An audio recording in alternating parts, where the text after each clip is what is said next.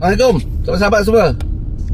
Hari ni aku nak cerita sikit lah pasal perangai orang-orang yang boleh dikatakan antara orang-orang yang tak mencapai dia punya matlamat lah dalam politik dia ke, dalam perjuangan dia ke kan. Yang duk yuh rendah pasal pemilihan barisan kabinet ni, barisan menteri perpaduan ni.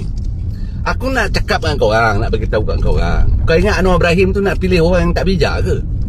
Kau ingat Anwar Ibrahim tu nak hanya sepenggal aja ke? Dia pun berusaha untuk kekalkan kerajaan perpaduan. Dia pastinya akan terus berusaha memilih para menteri yang akan membawa nama kerajaan perpaduan ini yang paling terbaik, yang paling cemerlang di kalangan MP perpaduan. Yang kau orang dok itu salah, ini salah, itu salah. Engkau orang nak menang, engkau orang nak gantikan kerajaan perpaduan. Kalau betul lah pilihan Anwar Ibrahim ini tak tepat, yang kau orang huru-hara kenapa? Kau orang ni nak menang ke nak kalah? Ke kau orang tak nak jadi kerajaan? Atau macam mana?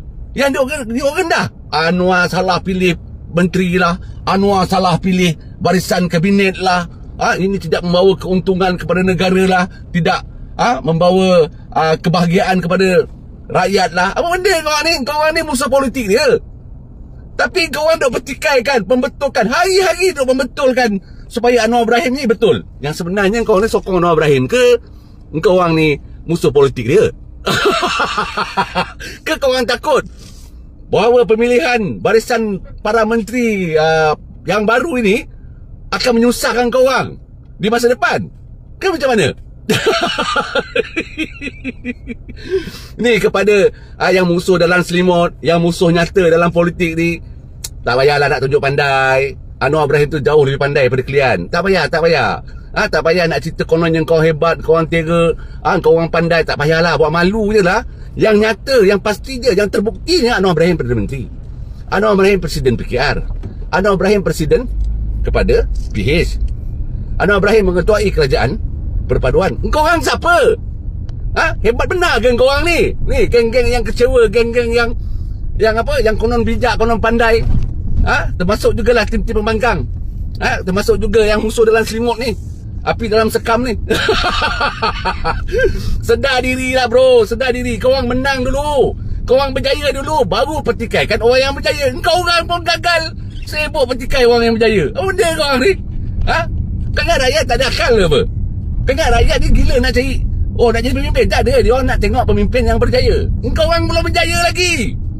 Alah, engkau orang ni memalukan diri sendiri, memalukan pasukan sendiri, memalukan tim dia sendiri.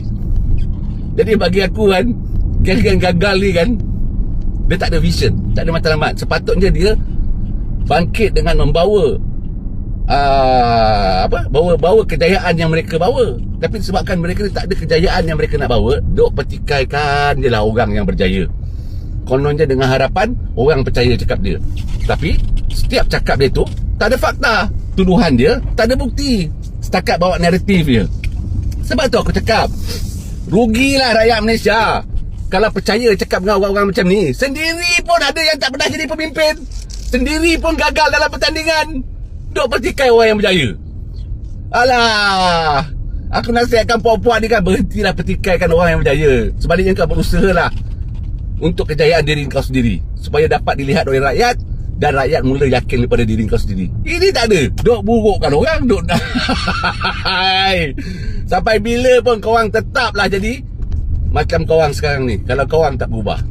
Apa pun aku cakap, barisan kabinet baru, aku yakin dan percaya pasti ada kelebihan dan kebaikannya apabila dia terpilih dan dipilih oleh PMX kita.